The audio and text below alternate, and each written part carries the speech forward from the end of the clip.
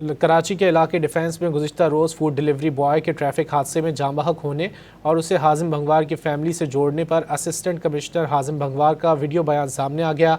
हाजिम भंगवार ने हादसे के ज़िम्मेदारान से लाताल्लुकी का इजहार करते हुए कहा कि उनका कोई भांजा नहीं है, उनका एक भाई और एक बहन है और दोनों गैर शादीशुदा हैं। न्यूज़ ब्रेकआउट हुई है रिगार्डिंग मेरा कोई भतीजा है हाजिम भंगवार का और कोई एक्सीडेंट हुआ है। नॉट ट्रू, मेरे पास कोई भतीजा नहीं है, मेरे पास एक ही भाई है, एक ही बहन है। They are both unmarried and single.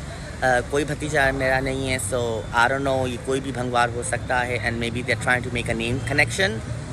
Apart from that I have no idea ये कौन है, नॉट रिलेटेड टू मी।